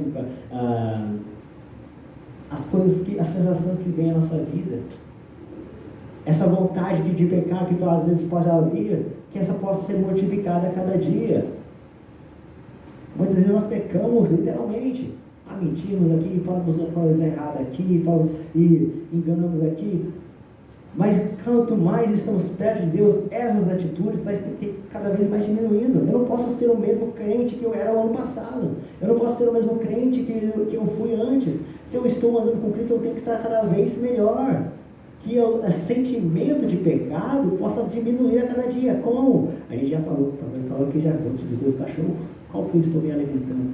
Qual que eu estou fortificando? Sabe a pessoa aqui, o fumante, ele tenta parar de fumar. Fala que é difícil. Porque a volta e meia dá o tique nele, ele tem que comer alguma chiclete, tem que colocar alguma outra coisa para fazer ele distanciar daquele vício. Por causa que cada ambiente que ele vai chamar a atenção dele. Mas fala que depois de uns 3 meses ele começa a se sentir mais leve, ele começa a se sentir recuperado. Passando os 6 meses ele já consegue ficar livre. Mas o que acontece? Quando acontece um grande estresse na sua vida, algum problema, alguma causa de uma coisa que ele se sente mal, e ele vai no mesmo lugar que ele costumava fumar, ele acaba voltando a essas velhas práticas. Parece um pecado. Nós, antes de conhecer a Cristo, estávamos acostumados a pecar. É natural eu fazer o que é do meu agrado, eu fazer a vontade da minha carne, a fazer a vontade do meu, que é de acordo com a palavra aqui, do meu ventre. Mas quando eu estou andando com Cristo, estou caminhando com Ele, cada dia eu vou estar deixando de pecar, porque eu estou lendo a palavra do Senhor, eu estou vendo, isso aqui, o Senhor quer que eu faça isso, o Senhor quer que eu viva uma vida santa, eu vou me alimentando, e aos poucos eu vou conseguindo me distanciar do pecado, aos poucos eu vou conseguir viver uma vida santa. Mas beleza, parei, agora não. Pode haver algum grande trabalho na minha vida, uma grande angústia que pode haver, alguma grande tribulação, que é aquele momento de prova que vai nos atrair a pecar. E se nós não estivermos firmes com Ele, não estivermos buscando Ele, se nós não corremos para a palavra, que eu vou correr para Ele, se eu estou com essa vontade, me ajuda, eu vou cair no mesmo erro que eu tinha me livrado antigamente. Possamos estar abandonando o pecado, buscando obedecer à vontade do Senhor e ter uma retidão moral. A santificação deve ser manifesta na vida da retidão moral de toda maneira de viver. O crente deve viver de forma santa e justa, em conformidade com a palavra de Deus. O cristão deve se abster do pecado, do adultério, da prostituição, da fornicação, do roubo, da mentira, do engano. O cristão deve praticar atos de justiça e bondade, ajudar os necessitados, defender os oprimidos, promover a paz. Fala que o ato, quando nós nos convertemos, não é somente parar de pecar. O que é conversão? Você está indo numa direção, você vai voltar para outra direção. Aquele que roubava, não roube mais, mas passe e ajude os outros. Você vai estar entregando. A nossa ação não é somente você parar de fazer aquele pecado, é fazer a coisa ao contrário daquele pecado que você estava cometendo. O pecado do adultério, o pecado da fornicação, o que é contrário disso? É você saber aprender a amar as pessoas que estão à sua volta, se entregar, não se preocupar somente no seu ego, no seu eu, na sua alegria momentânea, mas saber, eu quero alegrar as outras pessoas, eu vou estar fazendo o bem aos outros. A conversão envolve muito mais do que uma mudança de vida, de uma mudança de atitudes, é uma mudança de maneira de viver mesmo, é um estilo de vida. Possamos realmente ser convertidos ao Senhor. O cristão pode ter um coração puro e uma mente renovada, buscando agradar a Deus em tudo que ele faz. Quer comais, quer bebais, quer façais qualquer outra coisa. Fazer tudo para a glória de Deus. É possível. Porque eu não vou pensar no meu eu, eu não vou pensar no meu agrado. O que o Senhor vai se agradar? O que o Senhor vai se alegrar? Como que o Senhor vai se alegrar na minha vida? Quais são as atitudes que eu posso tomar que vai alegrar o coração do Senhor?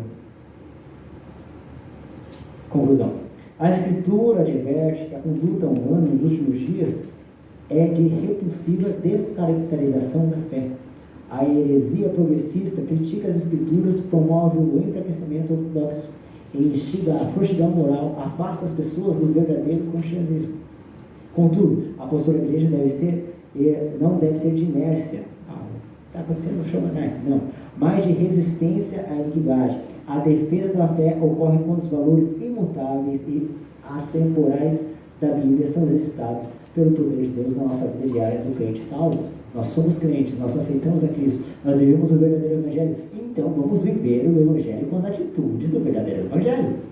Não vamos estar conformados com o mundo, nós vamos transformá-lo com as nossas atitudes, com a nossa maneira de viver. Amém? Revisando o conteúdo, perguntas. Para o que o apóstolo Paulo alerta?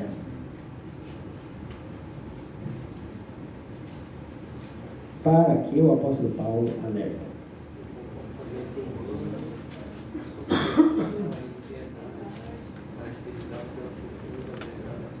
Degradação moral, o que tem acontecido, o que vai acontecer, o que já aconteceu.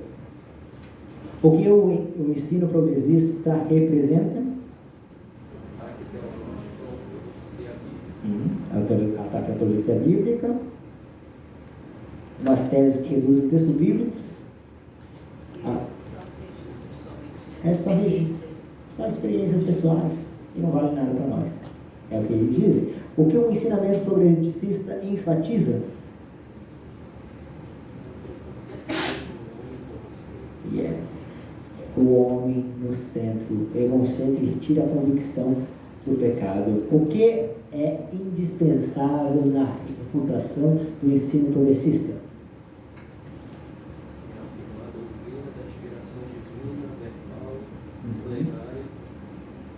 Inerrante palavra de Deus. A palavra de Deus, ela é inspirada, ela é inerrante e ela é plena.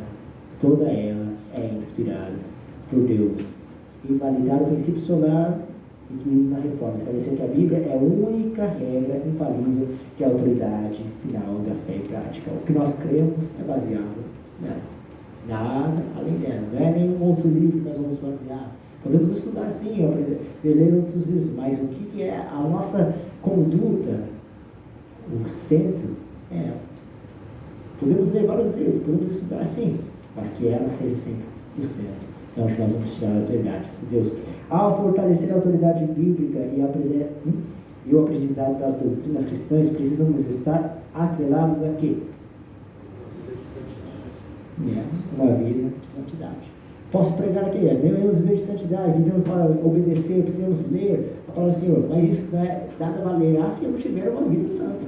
Se eu somente estar falando as palavras que estão aqui, estamos apenas estudando, mas não colocar isso em prática. Precisamos nós mesmos viver uma vida realmente cristã. Amém?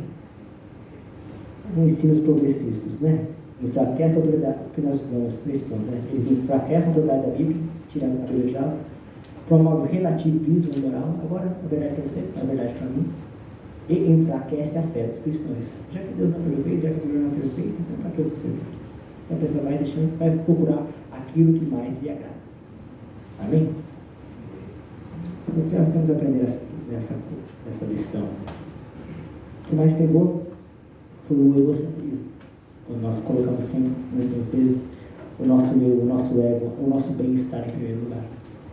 E esquecemos qual que é a vontade de Deus. E o bem-estar dele? Ele está alegre com as nossas atitudes, com a minha vida?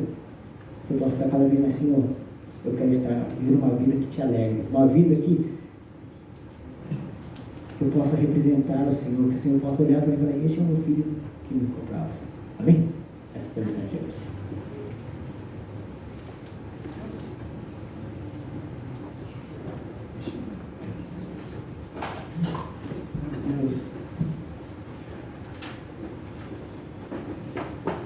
Glória a Deus, amados, a paz.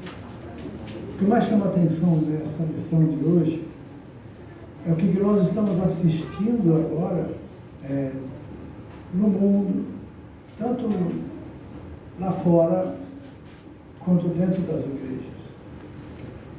quando ele fala aqui, numa linguagem mais clara para a gente entender, Paulo dizendo a Timóteo, você esteja ciente, Timóteo, esteja ciente que vai ter, nos últimos tempos, terá tempos difíceis. Muitos amarão a si mesmos e também ao dinheiro. Eles serão orgulhosos, arrogantes, abusivos, desobedientes a seus pais, ingratos e sem Deus em suas vidas. Essa é a pior parte. Sem Deus na vida. São pessoas, como foi falado, convencidas, mas não convertidas. Fazem parte até do rol de membros da igreja, são batizados, mas não são convertidos. Porque o pastor e a igreja não tem que analisar e examinar o coração de cada crente e sua decisão. Isso vai ser conforme ela vai frutificando na vida. O Senhor disse, você conhece uma árvore pelos frutos que ela dá. Então o que nós estamos vendo na igreja hoje, a gente fica com dó e até chora por essas pessoas, mas a gente não pode mudá-las. É só o Espírito Santo que pode fazer. E se o Espírito Santo não quer convencer, é porque a pessoa quer errar. E se a pessoa quer errar, é que ela não tem Deus na vida dela. Ela ouviu falar de Deus. Ela creu que Deus realmente é Deus. Ela aceita que isso é verdade, que precisa vir para a igreja. Ela vai para o batismo, mas a vida não mudou. O comportamento não mudou. A intenção do coração é mais forte do que a obediência a Deus. E ele diz, são ingratos, ingratidão, irreconciliáveis. Não tem reconciliação, eles não aceitam, são atrevidos. Atrevimento hoje é de um filho olhar para o pai, para a mãe e desafiar. Olhar com aquele olhar de raiva, de ódio e querer xingar, querer falar alguma palavra de ofensa para o pai e para a mãe. E ele está fazendo diretamente para Deus isso. Entre as famílias, mãe ou pai orientando os filhos contra o outro. Isso é maligno, é diabólico. Uma casa dessa, o diabo está rondando ali dentro, está vivendo ali dentro, está sentado no sofá. E só ordenando o que deve ser falado e feito. E isso, amados, revolta o coração da gente, sabe por quê?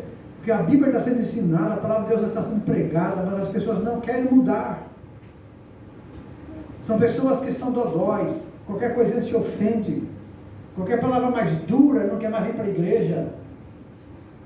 Será que são crentes mesmo? Ou estão crentes? Lembre-se que ser é uma coisa e estar é outra. Ok? Igual um cargo público, um cargo lá fora, tanto de senador, vereador, deputado, eles não são, eles estão, porque na próxima eleição pode não ser mais, vão ser ex. Mas dentro da igreja, na palavra de Deus, não podemos pensar nisso, eu estou crente. Não, isso não existe. Ou é, ou não é. É sim, sim e... Que passar disso vem de onde? Ô pastor, mas quando os pais estão errados, os filhos querem vir para a igreja e o pai não quer ir. Isso já é conhecido da palavra. Não vem e o filho já está falando que o filho já não precisa ir também. Aí não está obedecendo o pai, né? Mas... Foi ontem, foi no etapa que nós falamos sobre tipos de autoridade. A autoridade que existe no mundo são todas delegadas por Deus. Todas as autoridades são delegadas. A única autoridade que é absoluta é a autoridade de Deus. Quando Pedro, ele estava sendo preso, ele foi açoitado, no outro dia soltaram e disseram, não falem mais desse caminho. E o que ele respondeu? Importa obedecer a Deus e não aos homens. A questão de obediência dos filhos aos pais, ela tem um limite. E o limite não é porque o pai é ruim, porque o pai bebe, não. O limite é quando vai contra a autoridade de Deus. Mas você tem que amar e tem que obedecer e honrar os seus pais, não importa a atitude deles, tem que ser respeitado ou honrado. Mas quando eles se levantam para isso, o filho tem que pagar o preço. Tem quantas crianças, quantos jovens, quantas mulheres casadas com homens infiéis, que foram para a igreja, voltavam, até apanhavam às vezes, porque foi, mas elas persistiam na fé, porque elas obedeciam a Deus e não aos homens. Agora, quando é dentro de casa, no relacionamento natural, aí sim deve obediência, aí sim deve sujeição, pois é isso que a Bíblia ensina: a mulher esteja sujeita ao seu marido. Quando a mulher se levanta contra o seu marido, está se rebelando contra Deus e contra o marido. Porque toda autoridade é quem se levanta, Romanos 13, quem se levanta contra a autoridade está se levantando contra Deus. A única forma de nós não precisarmos obedecer à autoridade é quando essa autoridade está contra a palavra de Deus. Entendeu agora? Então é essa a questão dos filhos, questão de esposa, questão de esposo. Talvez você não vai, assim, mas eu preciso ir. Você não vai, se você for vai acontecer isso. Aí você tem que escolher.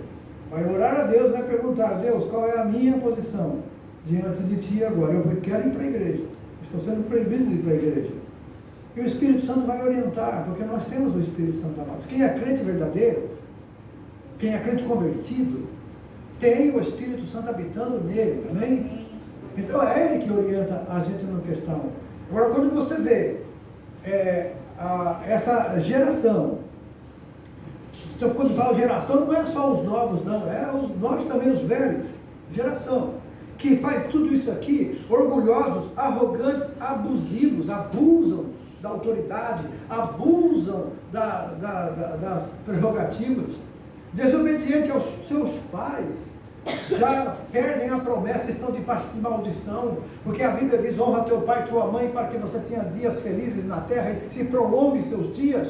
O filho que não honra o pai e a mãe, ele tem os dias curtos na terra, não vai ser feliz. E é isso que a Bíblia diz, é mandamento. Isso não é o que eu acho, o que eu não acho, o que eu penso, porque na Bíblia a gente não acha nada, ou é ou não é, amém, amados? Amém. Então outra coisa também, eles são insensíveis, eles não conseguem sentir além do que a sua necessidade, eles são arrogantes e insensíveis, amantes de si mesmo. Que é isso? Não tem sensibilidade da necessidade do próximo. Eles só sentem o que eles precisam. Ele não importa se o pai tem dinheiro, se a mãe tem dinheiro ou não. Eu quero isso, e fica insistindo, eu quero. E até a esposa faz isso com o marido.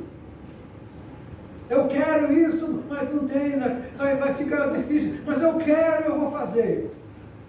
Faz, rebelde. Depois vai pagar o preço. E hoje em dia, a gente não está mais nos dias de ficar massageando o ego de ninguém na igreja, não. O crente mimimi, ele não tem temor de Deus. Ele só pensa no bem dele, ele só pensa naquilo que satisfaz ele, é isso aqui. Amante de si mesmo. E eu não posso ter medo de perder um crente desse, na verdade, muitas vezes não está perdendo, está ganhando. Porque por causa dessas pessoas, muitos não vêm para a igreja. É como a Bíblia diz, está na porta. Não entra e não deixa quem quer entrar. Por quê? São impedidos. As pessoas, fulano está lá, então não vou. O comportamento é tão imundo, é tão imoral, ou é tão impróprio para um cristão, que impede de outras pessoas estar na igreja. Mas eu, como pastor, não quero perder ninguém, porque as ovelhas não são minhas. Eu não morri por ninguém. Mas o dono das ovelhas conhece o coração de cada um de nós. Aleluia. Aleluia. E eu tenho pedido a Deus: tira os empecilhos da tua igreja. Tira os impedimentos da tua igreja. Eu não vou tirar ninguém, mas o Senhor pode tirar, porque o Senhor é o dono. E a igreja tem que crescer. E se ela não crescer por causa de alguém, Deus vai tirar. Porque o pecador não permanecerá na congregação dos justos. Amém? Amém. É isso que a Bíblia diz. Eu estou falando o que a Bíblia diz, não estou falando o que eu acho, o que eu penso. Porque se eu falo o que eu penso, eu falo assim, mas é o pastor que pensa assim. Não, é o que a Bíblia diz. E ele diz que eles não terão nem controle de si, serão incontroláveis. Eles mesmos não conseguem se controlar. Eles ficam assim, parece que tem um pavio curto, que eles chamam, né? Pavio curto, qualquer coisa já explode, já xinga, já bate, já quebra as coisas.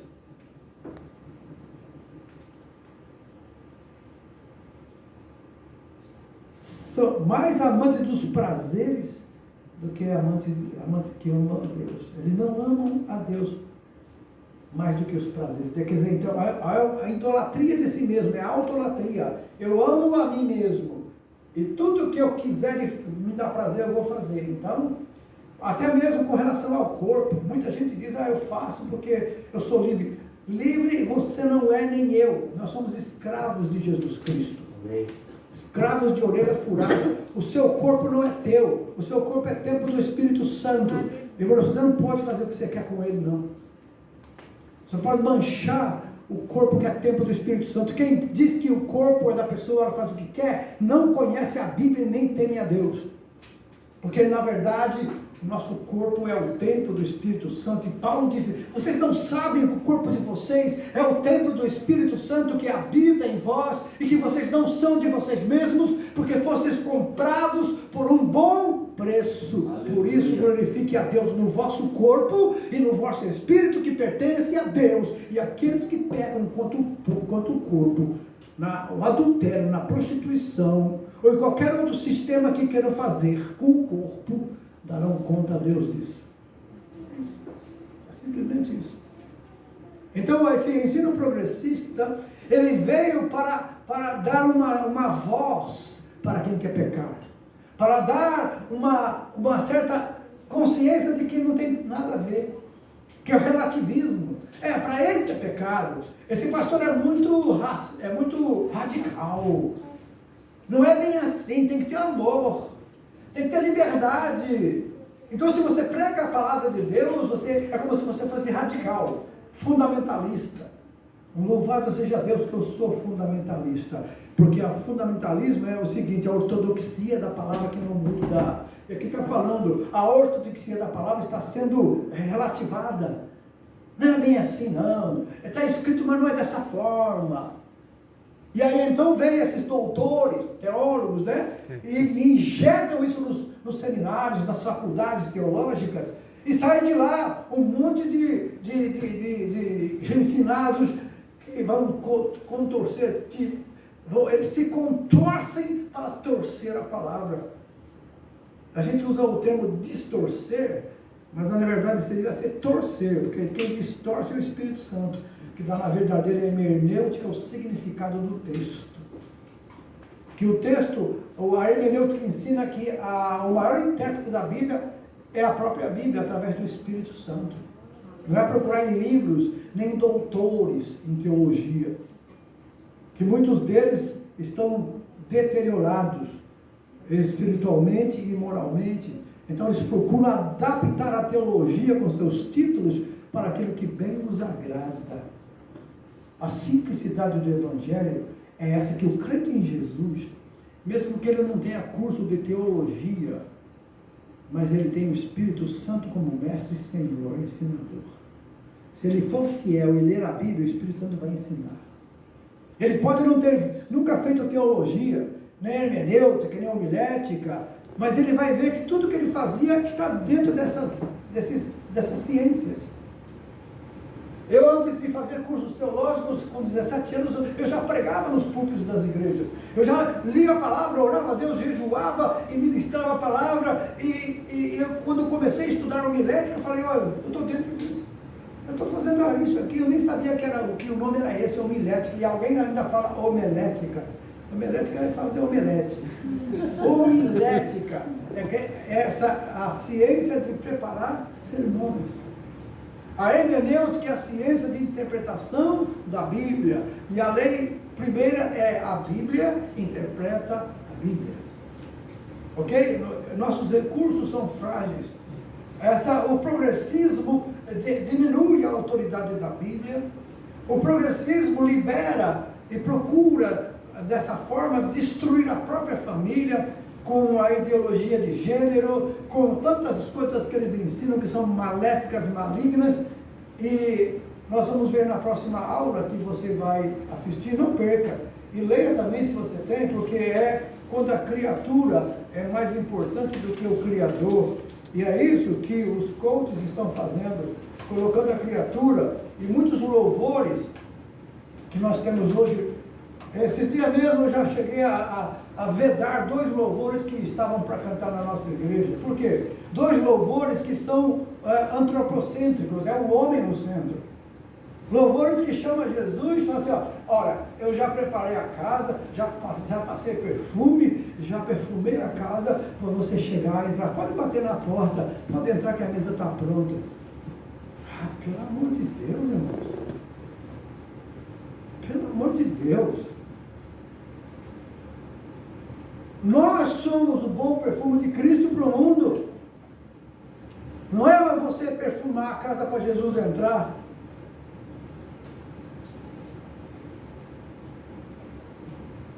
Eu já preparei a mesa. Ora, a mesa preparada é do Senhor. Amanhã nós vamos para a mesa preparada do Senhor, não nossa. A Santa Ceia. Então, as pessoas pegam os textos ali de Cantares, que é a declaração de um para uma mulher, de uma forma como se isso é que nós é que apresentamos para Jesus o que ele tem que ser, o que tem que fazer e aonde tem que ir. Não, o seu corpo é o templo. Jesus disse que habita em nós já. Não preciso chamar Jesus para entrar aqui não, mas já está aqui. Sabe, antigamente tinha um louvor que dizia, quando eu cheguei aqui, meu Senhor já estava. Então, ele estava comigo também lá fora. Ele está aqui, mas está comigo onde for, está com você onde você for. Amém? Você é um cristão, e se você é cristão, Jesus habita em você e em mim. Então, esse tipo de teologia hoje, humanista, antropocêntrica, quer colocar o homem no centro. Em vez de nós servirmos a Deus e adorarmos, é Deus que tem que servir a nós. Isso a gente não vai, enquanto a gente tiver vida e for ministro e tiver essa autoridade de Deus, não vamos permitir isso. Então, zelar pela simplicidade. Os louvores que elevam a Deus, que mostram o céu, que fala de arrependimento, ninguém canta mais. É mais louvores que colocam o homem lá em cima, levantar a autoestima. A autoestima do homem, amados, que a Bíblia ensina é negar a si mesmo, tomar cada dia a sua cruz e seguir Jesus. Não vi ninguém mais feliz do que alguém que serve Jesus.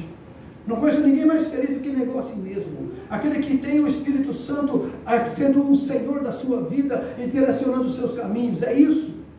Nós não precisamos de ninguém que seja antropocêntrico. Isso é, colocar sempre o homem com evidência. Vai acabar com o mimimi na igreja, vai acabar com esse negócio de ai, ai, ui, não me machuco, porque eu sou sentimental, eu sou sensível. Tem que ser sensível ao Espírito Santo. Aleluia. A sensibilidade nossa é ao Espírito Santo que Deus quer de nós. E se você já morreu para o mundo e para você mesmo, por que você ainda sente dor se alguém dá um tapa? Por que um defunto sentiria alguma coisa se eu bater nele? Ele é defunto, ele morreu, ele não sente mais nele, porque tudo que bater em você e em mim é batendo em Jesus. Não é?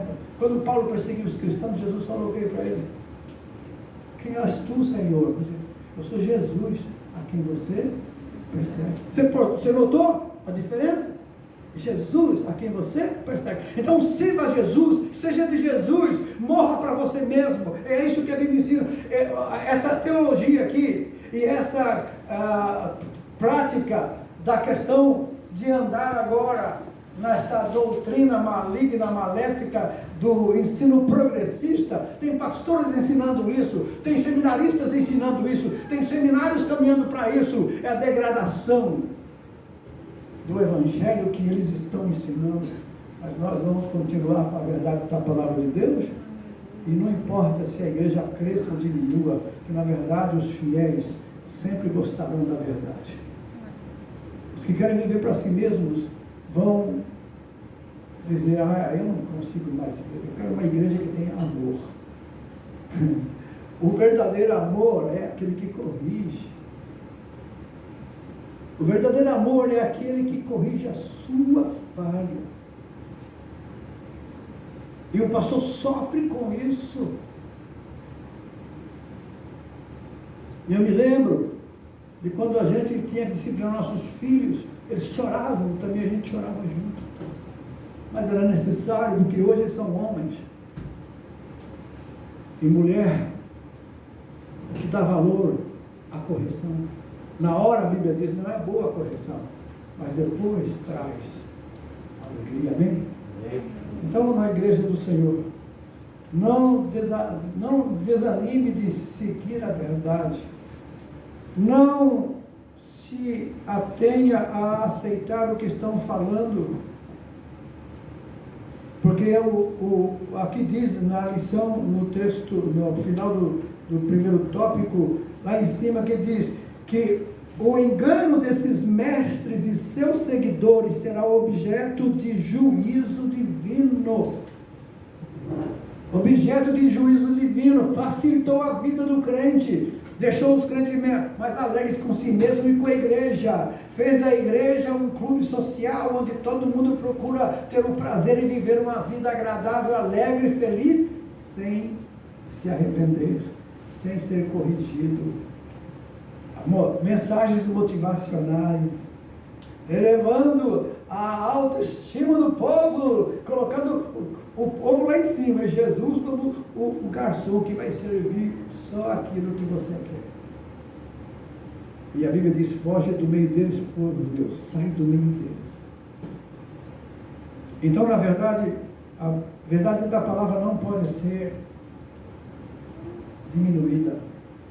Não pode ser, amados, se acomodar. Ela tem que ser falada.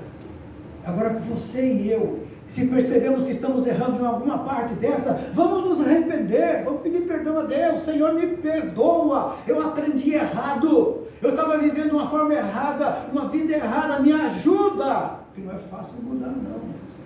Não é fácil mudar. Não é fácil sair da zona de conforto. Não é fácil sair do acomodado. Quando a gente se acomoda, o difícil é o dia que no juízo final alguém poderá ouvir, eu não conheço você.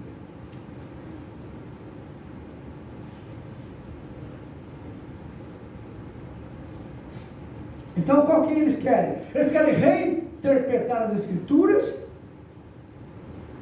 Eles querem mudar o conceito de que Deus falou do casamento. Eles querem mudar o conceito de família. E a intenção deles, amados, sabe qual que é? Ao erotizar as crianças que estão acontecendo hoje, eles querem provocar dentro da família que haja um relacionamento sexual entre todos.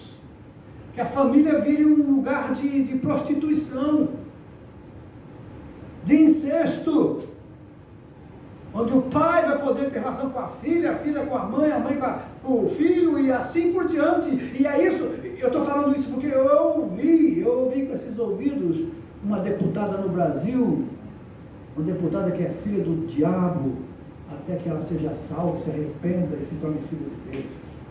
Ela falou que temos que destruir a família tradicional. Temos que tirar esse conceito de família tradicional, de fundamentamento bíblico, e temos que fazer desse jeito, porque aí eles controlam. Uma família assim perde a dignidade, perde o respeito, então não tem mais nada a fazer. Aceita qualquer coisa, é verdade? Mas nós vamos continuar a verdadeira palavra de Deus para ensinar. Porque somos cidadãos dos céus. Não somos cidadãos da terra, amados. Nós vamos para a nossa casa. Daqui a pouco, Jesus vai estar vindo. Ele vai levar a gente embora. E a gente não vai precisar assistir essas imoralidades, essa sujeira, esse lodo moral que os homens estão implantando agora, até nos governos, criando leis. Há um projeto no Brasil para que a prostituição seja uma profissão regularizada, com a CLT e tudo, com direitos de um trabalhador normal. E isso, amados, é a terrível decadência moral da humanidade, ao qual Jesus falou que nesses últimos dias, por acaso eu encontrarei fé na terra. É um alerta para a igreja. Sexta-feira, ontem, nós fizemos o primeiro dia de oração, das 10 à meia-noite. Nem todos vieram, talvez nem todos saibam ou sabiam, mas sexta-feira que vem nós teremos. E se você quer mudar o que está acontecendo na sua casa, na sua vida, ou quer se preparar para o que vem por aí, venha orar conosco. Sai do seu conforto. Sai das desculpas de cansaço. E venha, porque o Senhor vai renovar a tua força. Mas o mais principal de tudo, Ele vai renovar sua fé. Ele vai fortalecer sua vida espiritual. Porque nós vamos orar e pedir a Deus misericórdia pelo que está acontecendo no mundo. Esse mês de outubro é o mês pior que tem para o cristianismo no mundo. Sabe por quê? Eles estão se reunindo agora num... Vai ser... Um estudioso diz que esse 31 de outubro, que vai ser o dia do Halloween, vai ser um dia que os feiticeiros do mundo estarão fazendo de uma só vez tudo aquilo que eles querem para implantar no mundo o domínio deles. E a igreja não pode ficar calada, porque a igreja é de Jesus Cristo, Senhor dos senhores, e Ele tem mais poder do que esses bruxos. E no Brasil sabemos que tem muitos bruxos, inclusive na presidência. Então nós vamos orar para que Deus estenda a tua mão, a sua mão poderosa, e não permita, porque essa coisa o evangelho progressista já é uma linha do satanismo que está entrando nas igrejas. Sabia disso? Se você não conseguir se livrar dessa influência, facilmente nossos filhos serão tragados para o que eles estão planejando para eles. Eles já disseram, anunciaram em canal de televisão no mundo: nós estamos de olho nos nossos filhos e vamos atrás deles. Aonde? Através do computador que você dá para ele, do celular que você dá para ele. Estão lá chamando os seus filhos e eles estão aceitando.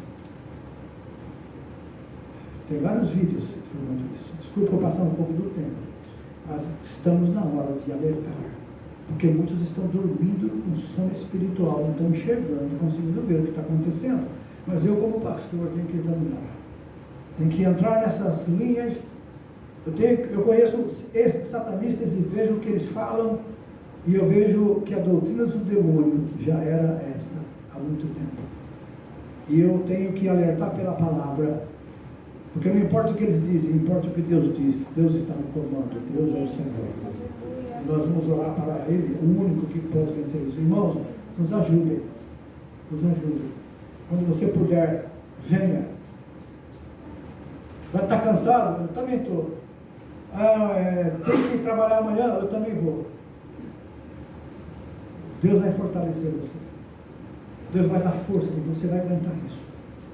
Porque nós precisamos estar preparados. E a oração é a única arma mais poderosa que nós temos. A oração. Para vencer isso. Então eles podem fazer em vários lugares do mundo. Mas quando você está orando, Deus tem que te dar a proteção. Nós vamos descansar na sombra do Onipotente. Aleluia. E o lugar, nosso Senhor, o lugar tem uma fortaleza do Senhor, onde nada vai penetrar. E o inimigo não vai conseguir. Amém? Nós perguntamos ao Senhor. Se os irmãos tiverem alguma dúvida, pode me procurar. Conversar comigo a respeito de algumas situações, principalmente com relação aos nossos filhos, que já estão perdendo a atenção da igreja. Muitos jovens, até adolescentes, vêm para a igreja e já não conseguem mais prestar atenção no culto. Eles estão, de alguma forma, procurando lembrar do que eles têm que fazer depois, ou até fazendo desenhos, ou até fazendo coisas, e não está procurando ouvir, mas não tem aquela intenção, não está tão assim importante para eles. Isso é um sinal de que já estão sendo cooptados Quem sabe o que é cooptar? É atrair para onde o inimigo quer. A revolta vai estar no coração deles, a intolerância. Eles não vão aceitar a repreensão, porque são rebeldes, e eles vão se amar a si mesmos e procurar tudo que é de bom só para eles, e não importa o que se fale, porque eles não têm a intenção de obedecer. Mas Deus é maior, e Ele pode converter o coração desses jovens, adolescentes e crianças, para que temam a Deus, que o temor ao Senhor é o princípio da sabedoria. Mas o Espírito Santo está alertando, enquanto é tempo, que vai chegar um tempo que não tem mais tempo. Fechou a porta, acabou o dia, fechou a noite, chegou. Aí é só lamento, só tristeza. E vocês vão ler a história. Se Deus entregar para o inimigo a igreja, como já entregou Israel várias vezes, o inimigo não tem misericórdia. Ele destrói. Ele mata de raiva. Porque ele odeia você e eu, porque somos do Senhor. Mas ele quer cooptar, ele quer atrair alguns dos nossos para ele. E ele vai distraindo. Ah, não tem problema, isso aqui não tem problema, isso aqui não tem problema, isso aqui não tem nada, isso aqui não é bem assim. É isso que é relativização do pecado. E ele engana na mente. E fica ali incutido, não tem problema, não é. Ah, quem sabe lá na frente vai mudar. Não, agora. E nós estamos pedindo mudança agora. E Deus vai fazer. E nós queremos ver jovens, adolescentes e crianças saudáveis, sadios da igreja do Senhor. Cheios do Espírito Santo. Para Deus começar a batizar no Espírito Santo. Pai querido e santo, obrigado. Senhor, examina o nosso coração agora. Examina o coração de cada um de nós, Senhor, porque o Senhor sabe que o inimigo está revoltado, está com muita ira, com muita raiva com as igrejas que ensinam a Tua palavra, com as igrejas que não mudaram o comportamento de querer fazer a Tua vontade e manter a verdadeira palavra de fé, e não mudou o comportamento, mas procura manter, ó Deus, a pureza do Evangelho, a pureza da palavra e a pureza no coração do crente. E esses modernistas, Senhor, que são progressistas, querem trazer a obstrução a isso. Eles querem, ó Deus, amenizar o poder da palavra, o poder da oração, o poder da Bíblia. E eles querem, ó Deus, desmoralizar os crentes, trazer aos crentes vergonha de falar que é crente, trazer aos crentes vergonha de, Senhor, de falar, não negar Jesus, mas simplesmente dizer que não conhece, que não sabe. Tenha misericórdia, Pai. Porque o Senhor disse que quem negar o Senhor diante dos homens será negado também diante do Deus que está no céu. Por isso nós te pedimos, aumenta a nossa fé, purifica a tua igreja, lava-nos com o sangue de Jesus, perdoa os nossos pecados, a nossa iniquidade, e levanta uma igreja forte, revestida de poder, uma igreja e jovens e crianças que não temam nem a morte, quem a Ele pertencer, mas que sejam cheios do Teu Espírito, para proclamar a verdade da Tua palavra, com ousadia, com unção, com fé e com autoridade que vem de Ti, Senhor. E é no nome de Jesus que nós oramos, porque amamos o Teu povo, amamos a Tua igreja e queremos que eles saibam a verdade. E aqueles que tenham isso, que todo espírito contrário seja repreendido em nome de Jesus. Todo espírito de rebeldia, de revolta, seja repreendido em nome de Jesus. Que no coração do Teu povo haja paz, harmonia, alegria, gozo no Espírito Santo. Aleluia. Em nome de Jesus oramos. Amém. Amém. Deus abençoe. Nós vamos estar cortando a casa do Senhor.